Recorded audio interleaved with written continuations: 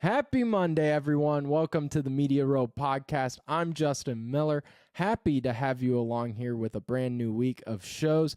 Busy weekend, an electric weekend in sports. We had everything ranging from chaos in Augusta and one of the greatest finishes of the Masters I think we'll ever see. And we had chaos in the NIL. We had news breaking with baseball. Just everything was happening, along with the NBA is finishing up. NHL is finishing up. They're getting ready for the playoffs. So it's getting to a great time of the year. And, we get told this is the down period now.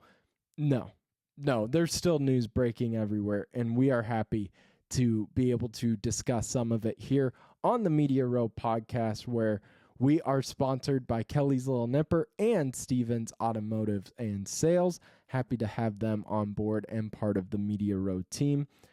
And happy to have you guys on board. The listeners and the community that we have built in just a short time period has been incredible. And met a few people at the Little Nipper over the weekend for some drinks and for some food. It's been great to see the response continue to do that. So continue to follow us on all social media platforms. Continue to like, subscribe, comment. We appreciate it. And none of this would be possible without you. So busy show because it was a banger of a weekend. And I know that's not journalism etiquette. And I'm sure Drake is shaking their head wondering why we gave this guy a degree if he's going to describe a sports weekend as a banger. But I think it's the best way to do it. I mean, the Masters was incredible. You had chaos with Tennessee and college football NIL that we will discuss today. And like I said, MLB news coming out, especially with my team in the Chicago Cubs. We will bring that up as well. But before we get on with today's show, I do want to give a shout out to Kelly's Little Nipper because once again, had drinks, had food with some great listeners on Friday, and the place just never disappoints. So make sure to go out there, go support a locally owned business like Kelly's Little Nipper at 1701 East Grand Avenue in Des Moines.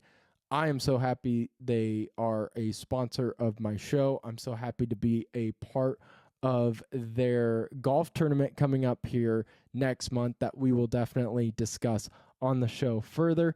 But it is a wonderful place to catch up with anyone. So go check them out at 1701 East Grand Avenue in Des Moines.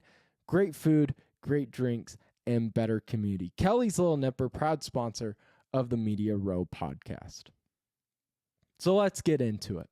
The Masters could be one of the greatest finishes in the history of the tournament we've ever seen on Sunday. Rory McIlroy becomes just the sixth golfer to complete the career Grand Slam of winning all four majors. That's the PGA Championship, that's the Open, that's the U.S. Open, and of course, the Masters. And he is now joining names of like Jack Nicklaus and Tiger Woods. Him and Tiger Woods are just the last two golfers to do it in the last 50 years. And it is an incredible story. Wins a dramatic playoff sudden death versus Justin Rose, who again is another golfer that one played an incredible final round, but two has had a great career and has had some really magical moments in Augusta, but just can't seem to get over the hump. And you have a guy like Rory who shot up the rankings early on, winning the U.S. Open, winning the Open, PGA Championship, all in a span of like 6 years. This guy was going to be the next Tiger Woods with how young he was and how dominant he was. But he just couldn't get over the hump of the Masters. And he would lose in dramatic fashion and brutal fashion of being up 4 strokes in 2011 and losing there, and multiple times throughout his career of going to Augusta as the clear favorite, as the clear greatest golfer on the course. Even when Tiger was on there, he would be the best golfer at the time and just couldn't get it done. And then last night, going in just dramatic fashion of back and forth, he finally gets it done and wins his green jacket and completes a career Grand Slam. And like I said, in what could be one of the greatest single rounds of golf we've ever seen and one of the greatest Masters finishes we've ever seen. Now, for me, it will never top 2019 with Tiger winning, because Tiger, there's no shot that dude was ever going to win another major. I sat there and was like, no, his back is messed up. His legs are messed up. He's having off the course issues. And while, in 2019, he had cleared up those off the course issues, and he was still the old Tiger, and we hadn't seen him really have a great, major start to finish performance in forever, and let alone at Augusta. And then he's able to win in 2019. That one will always be special, but this one was still really cool to see and perfect for the game of golf as a whole.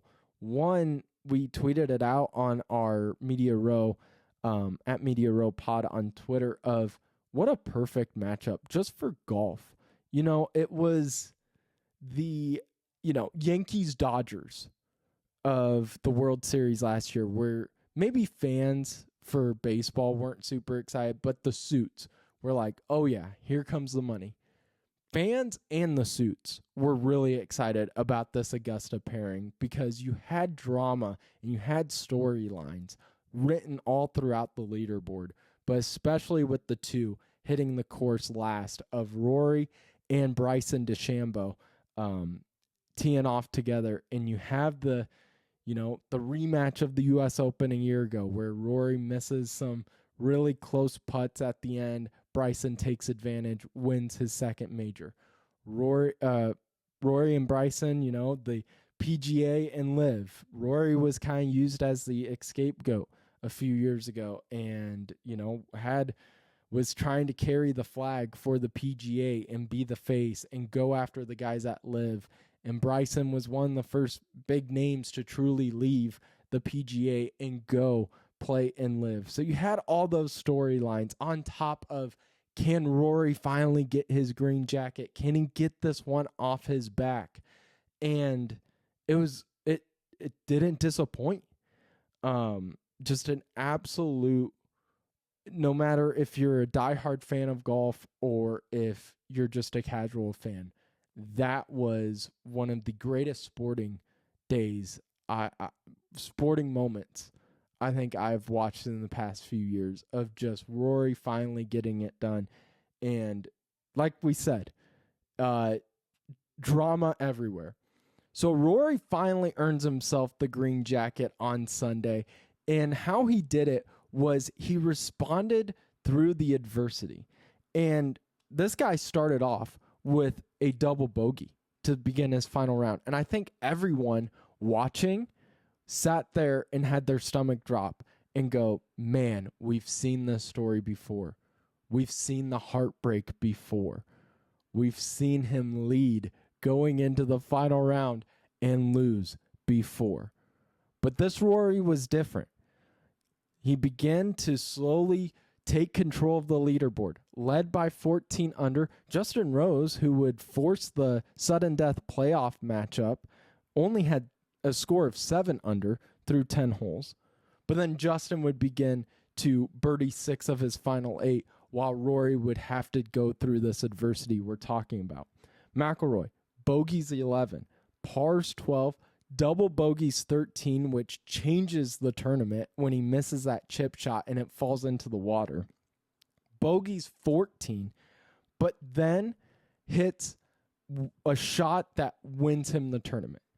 Standing on 15, 207 yards away from the pin, a 7-iron in hand, barely on the first cut, and in a 3-way tie for first at 10 under, McIlroy hits a monster of a hook shot and lands it 6 feet away from the pin with an eagle opportunity. And it's that shot, despite bogeying 4 of his last 5 holes, a double bogey in there, he continues to have confidence in his swing and land a beautiful shot on 15, which even though he misses that eagle shot, hits the birdie putt and then takes control of the leaderboard. And it's a shot like that, despite all that adversity he was going through late, while Justin Rose was going on his heater, he won himself the Masters tournament with that 7-iron shot on 15. And he did that all day long, just from missing the putt in regulation to win him the tournament to the second shot in the playoff matchup against Justin Rose, just clutch shot after clutch shot. And it was either going to be the story of Rory McIlroy finally getting himself into history in the golf world, or again, we're seeing the biggest heartbreaking loss in the golf world we've seen. But luckily, I think for most fans, we saw Rory win his first major since 2014, win his first green jacket, and joins Tiger as the only golfers in the last 50 years to complete the career Grand Slam. And again, maybe it's hyperbole, but that may be one of the greatest single sports moments in the last 20 years. Tiger winning in 2019, like I said earlier, will still be my favorite Masters to watch just because that one felt so improbable. But still, it was an incredible moment for just the world of golf. I think we saw numbers down for the Masters first round. I'm so eager to see what those numbers were in the final round because I'd be shocked if they didn't break records, to be honest. That was incredible just for the world of golf to have a guy like Bryson going up against Rory, to have it go into a playoff, to be in Augusta with all that emotion and just tradition. It was, golf hit a home run with this one. And that round of golf will be remembered for a long time, I truly believe. So I do want to go into, now after Rory gets his green jacket, who's the next guy? Who's the next man up to get that Masters off their back and get their name etched in history? And so I have a few golfers that I think have proven to be consistent battlers in Augusta that I think, if not next year, definitely down the road, sooner rather than later, will be wearing the green jacket. And I'm starting off with Collin Morikawa. 6 starts, finished inside the top 10 3 of the last 4 years. He was tied for 14th with 3 under this year. But he's finished at 4 under in 3 of the last 4 starts in Augusta. And I think the consistency of how he plays in the Masters just proves to me this guy knows the course, isn't intimidated by it, can continue to put himself in winning positions. Just a few shots aren't falling.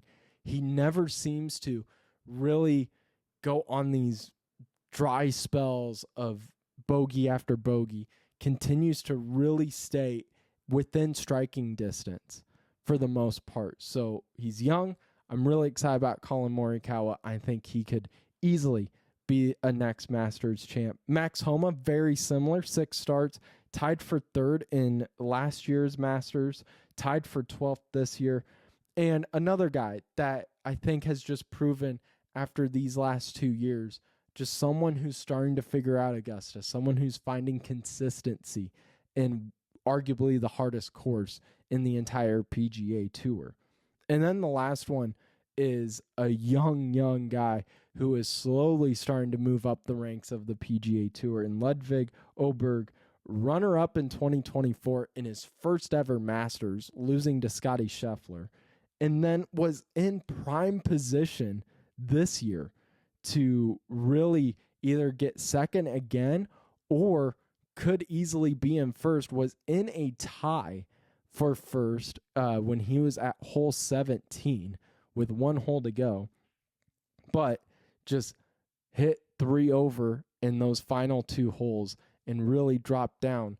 But again, with how young he is, already staying in that position back-to-back years of being second, and truly was second to third for the most part of that final round, you can't help but get really excited about Oberg moving forward for next year's Masters as well.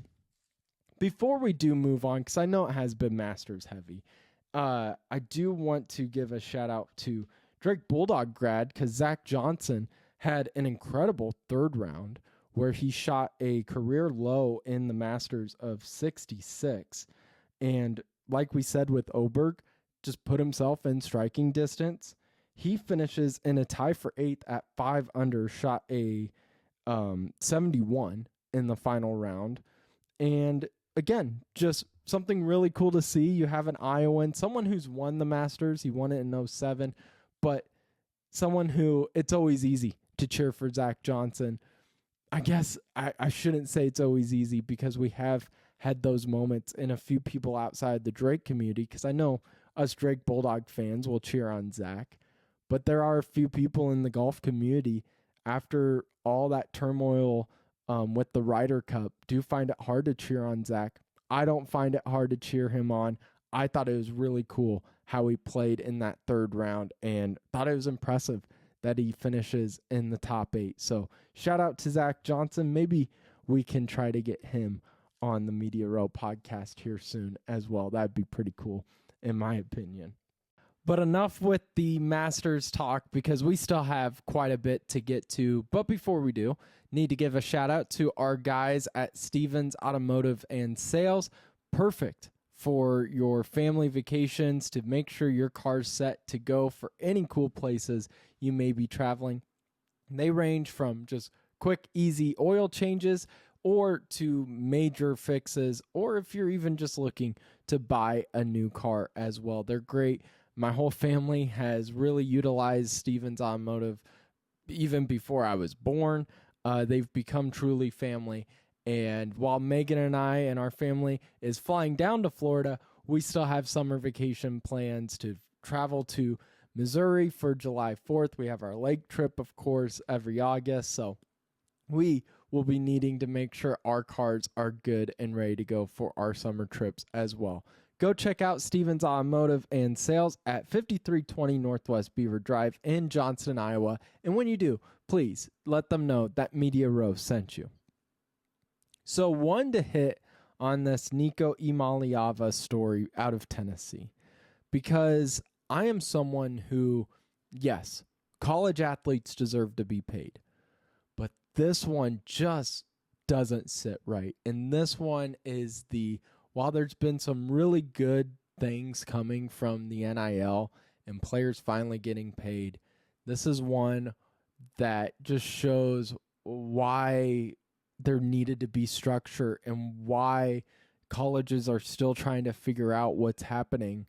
But in my honest opinion, just scrap the whole student athlete thing and treat these guys like professional athletes, because now they really are with getting paid. So the quarterback out of Tennessee is now basically kicked off the team from the Volunteers. Heupel, who I honestly admire him for doing this, put his foot down and said, no one's bigger than this team, and told that to the star quarterback, who wanted to skip out on practice because he wanted more NIL money, bumping his already $2.5 million contract to $4 million, and which would raise it from a span, if he stayed with Tennessee, to $8 million at the end to $10 million. And when you look at him, is Nico athletic? Is he talented? Yes and yes. Was he the best quarterback in the SEC? No. Was he top 3? I don't think so. And he threw for 2,616 yards, 19 touchdowns, 5 interceptions. He, again, is really athletic with 358 rushing yards and 3 rushing touchdowns. But decision making isn't there. You have these off the field issues, and I just don't feel like he's worth the $10 million he's wanting, or raising it now to $4 million in his contract. But ESPN reports the QB wanted to raise it $2 million. And he was legitimately pulling a professional move of holding out and trying to get more money like we see the NFL players do. And so that's why I read this. And again, I'm someone who wants these guys to get paid. If I was in their spot, yes, I'm trying to get as much money as possible. I'm not going to blame them for that. But there needs to be a structure figured out to try to not let this stuff happen. And I think it starts with the NCAA and colleges scrapping this idea of student athlete and just moving forward with treating these players as professionals since they are getting paid. And I think that's where you start, and then you start slowly figuring out how you construct this to be a functional thing that both supports the athlete to let them get money for their name, image, and likeness, while also making sure the colleges still don't get settled with this of a coach having to kick off a starting quarterback because of contract disputes. And I, again, just start with scrapping this idea, because when you look, it's a very small thing, but I had a few people mention this, of when you look at, the rosters, the announcers rarely say the grade these athletes are in. They rarely say, they never say the major or what they're in school for, because we realize it doesn't matter. What we do realize matters is what eight other colleges did these students transfer from. And so that's the beginning point. That's my little take on Nico Iamaleava. It's the first big one I think we're seeing of a player holding out on his team, but definitely not the last. This is the new college landscape and something we're going to see quite often moving forward until both the NCAA and colleges finally get off their asses and figure this stuff out. And now want to end the show kind of with a little deep preview of more of what we'll talk about with Alex Cohen coming on Wednesday. But the Cubs, they've won 6 of their last 8 games, including Sunday Night Baseball's game against LA Dodgers last night.